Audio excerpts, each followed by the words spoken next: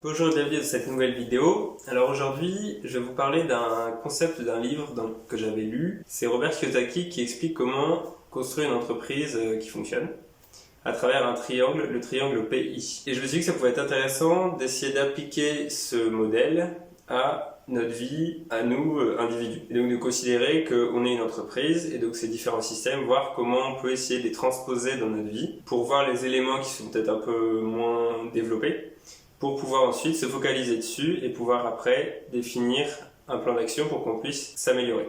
Donc le but de cette vidéo, c'est de vous présenter ce modèle-là appliqué à un individu en considérant que je suis une entreprise, que vous êtes une entreprise et que vous êtes le produit de votre entreprise. Donc la base de toute entreprise, ça va être la mission organisationnelle et la mission spirituelle. Donc la mission organisationnelle, c'est quel est l'objectif de l'entreprise. Évidemment, c'est important qu'une entreprise soit rentable, mais il faut qu'il y ait une mission un peu plus profonde. Et la mission spirituelle d'une entreprise, ça va être justement qu'est-ce qu'elle cherche à faire par rapport au monde, comment elle peut améliorer le monde. Et donc pour appliquer ça à nous, on va pouvoir se poser différentes questions. Donc quelle est ma mission de vie, quel est mon objectif, qu'est-ce qui m'anime, quel est mon carburant. Et finalement, je pense que notre mission fondamentale en tant qu'être humain, on a tous la même, ça va être d'aimer tout simplement. Donc après, il y a plein de façons de le faire. Mais surtout, ce qui va être important après à identifier, ça va être de savoir comment on va pouvoir aimer et de quelle manière, nous, on peut donner de l'amour et aimer les autres. Donc ça s'apparente à la mission de vie, à savoir son pourquoi, etc. Mais du coup, le fait de savoir et de connaître sa mission de vie, ça va vous permettre à la fois d'orienter vos choix. Quand vous aurez différentes possibilités, différentes directions vers laquelle aller, et de savoir qu'est-ce que vous voulez. Ça va vous aider à orienter vos choix et à choisir ce qui va permettre de vous rapprocher de ce choix ou pas. Et la deuxième chose très importante, c'est que notre mission de vie peut évoluer au cours de notre vie.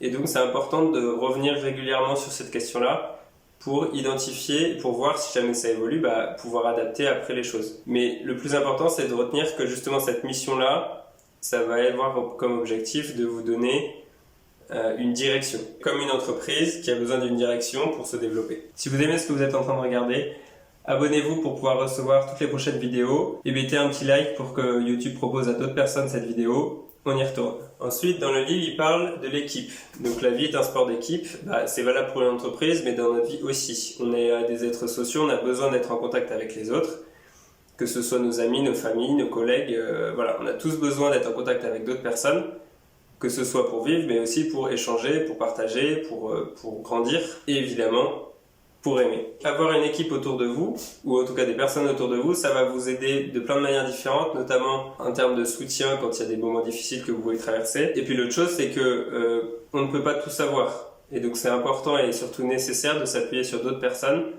qui peuvent avoir des compétences dont on peut avoir besoin où on va se compléter finalement les uns les autres pour atteindre un objectif qu'on a pu se fixer. J'avais fait une vidéo sur le sujet, on a besoin les uns des autres, donc je vous mets le lien en description et en fiche dans la vidéo. Donc ensuite, le leadership. Le leadership, pourquoi ? On travaille en équipe, donc le leadership va être nécessaire de le développer. Le premier objectif d'un leader, ça va être d'aller chercher le meilleur chez les autres. Et donc c'est ce que je vous disais juste avant. On a besoin les uns des autres, on ne peut pas tout savoir. Et donc du coup, le leader, il va pouvoir coordonner les différentes personnes dans le but d'atteindre un objectif commun pour organiser le travail et pour pouvoir tout simplement avancer vers l'objectif commun avec l'équipe qui a été formée dans ce but-là. Ensuite, à l'intérieur du triangle, la première brique, c'est le cash flow. Donc le cash flow dans une entreprise, ça va être la gestion financière et donc ça va être pareil dans notre vie personnelle. Vous allez avoir probablement des revenus qui viennent de différentes sources et vous allez avoir besoin d'apprendre à gérer cet argent. Et l'avantage de bien gérer son argent, c'est que ça va vous retirer certains soucis qui peuvent vous prendre la tête par rapport à l'argent évidemment. Et puis ça va permettre, une fois cette étape-là passée, d'être plus concentré pour créer des choses ou pour avoir des projets différent du fait que ce besoin-là soit satisfait parce que vous gérez de manière cohérente les ressources que vous pouvez avoir. Donc le principe de base pour gérer son argent, ça va être de dépenser moins que ce qu'on gagne. Ça paraît très évident, mais c'est pas évident à faire tous les jours. Ça va nous apporter en fait la sécurité, la confiance pour dépasser certaines difficultés. Et une fois ce besoin satisfait, ça va vous permettre de vous concentrer sur d'autres choses. Comme je vous le disais, ça va permettre de développer la créativité, de se concentrer sur des choses qui peuvent ne pas vous rapporter d'argent mais qui vous tiennent à cœur parce que ces besoins-là sont satisfaits auparavant. Ensuite, dans une entreprise, il y a la communication interne et externe. Et bien là, pour moi en tant qu'individu et pour vous en tant qu'individu, c'est la même chose. La communication externe avec les membres, les personnes qui vous entourent, que ce soit dans votre équipe, votre famille, vos collègues, etc. Et en communication interne. Donc communication externe, qu'est-ce qui motive votre interlocuteur? Réussir à déterminer qu'est-ce qui le motive, ça peut vous aider à pouvoir travailler ensemble. Et puis ensuite, interne, qu'est-ce qu'on se dit dans la tête? Qu'est-ce qu'on se dit en permanence? Est-ce qu'on se dit je suis nul ou est-ce qu'on se dit au contraire je vais y arriver, je sais que je peux y arriver, voilà. Le discours interne est très important parce qu'il va avoir un impact sur l'externe. Si à l'intérieur on se dit qu'on est nul, on va agir après dans le concret de manière à ce que ce qu'on pense dans notre tête soit vrai.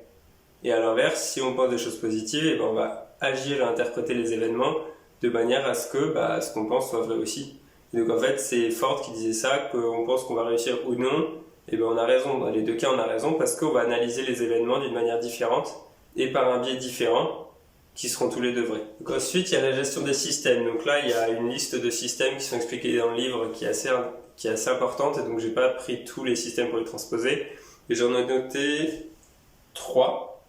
Le premier est le système relationnel, donc finalement ça rejoint la communication, que ce soit dans le couple, dans la famille, avec les collègues, avec les amis. Le système d'organisation, comment je m'organise pour faire les différentes tâches que j'ai à faire ou pour pouvoir travailler sur les différents projets que vous pouvez avoir en parallèle, que ce soit des projets pro, perso, voilà. Et ensuite la gestion des différentes parties de votre vie. Donc ça peut être les connaissances que vous acquérez, comment vous faites quand vous lisez un livre pour pouvoir retenir ce que vous lisez, pour pouvoir retrouver les informations intéressantes que vous avez trouvées dans ces livres. Gestion de vos projets, donc pareil en lien avec l'organisation, comment vous organisez tout ça, comment vous gérez vos différents projets, votre santé, par exemple le sport, par exemple ce que vous mangez, enfin voilà.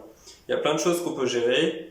Après, ça dépendra de vous et de ce que vous cherchez à faire aussi dans votre vie, évidemment. L'avantage d'utiliser des systèmes pour gérer tout ça, ça va vous permettre d'automatiser la gestion de l'argent, par exemple. Vous pouvez automatiser cette gestion-là. Et donc, vous allez réfléchir d'un côté et ensuite appliquer. De faire cette distinction-là entre appliquer et réfléchir, c'est que vous allez vous poser pendant un temps que vous avez défini pour poser à plat les choses, prendre des décisions. Et ensuite, vous allez pouvoir appliquer sans trop réfléchir et puis voilà, avancer pour mettre en place ce que vous avez décidé auparavant. Et évidemment, revenir dessus en fonction de ce que vous avez appris pour améliorer, changer, adapter en fonction des connaissances que vous avez acquis par votre expérience. Et enfin, l'avantage du système, c'est que ça va vous aider à tenir le cap. Ça va être plus facile à l'aide d'un système que justement, juste avec sa volonté en disant je vais y arriver, je fais ci, je fais ça, et ce sera plus facile de mettre en place des choses, de prendre le temps de poser à l'écrit pour avoir une trace, puis dans un outil si vous en avez, suivre ce que vous faites et atteindre l'objectif, à condition évidemment d'adapter ce que vous faites en fonction des connaissances et de l'expérience que vous acquérez. Et enfin, la dernière brique, c'est le produit. Une entreprise a un produit ou un service, le produit ou le service de vous en tant qu'entreprise, c'est vous-même. Et donc vous évoluez en permanence. Que vous appreniez ou pas, vous évoluez. Et nous, en tant que produit, comment on va évoluer? En apprenant des choses. Comment vous pouvez apprendre des choses? En suivant des formations, en lisant des livres. Quand on a une direction, ça va vous permettre d'orienter vos choix. Et je vous renvoie à la vidéo que j'ai faite à ce sujet, comment choisir. Donc on est en perpétuelle évolution. On va toujours évoluer, même si on ne le veut pas, même si vous ne faites pas exprès, vous grandissez, vous vieillissez. Donc autant utiliser ce temps pour justement progresser vers là où vous voulez aller. Et obtenir les résultats que vous voulez avoir, plutôt que de se laisser porter et d'arriver à une destination qu'on n'a pas vraiment choisie. Et enfin, la dernière chose, c'est que si on ne progresse pas, on régresse. Donc, utilisez le temps que vous avez pour apprendre, pour découvrir de nouveaux domaines si vous avez ce désir-là. Mais vraiment, agissez dans le sens où vous allez pouvoir vous déployer et développer de nouvelles compétences et acquérir de nouvelles connaissances pour les utiliser dans un objectif que vous aurez défini auparavant. Vous posez pour réfléchir à la manière d'acquérir cette connaissance, cette compétence, et ensuite de commencer l'application tout de suite pour pouvoir travailler sur le sujet et donc progresser. Abonnez-vous et activez la petite cloche pour recevoir les prochaines vidéos. Bonne journée et à bientôt. Ciao.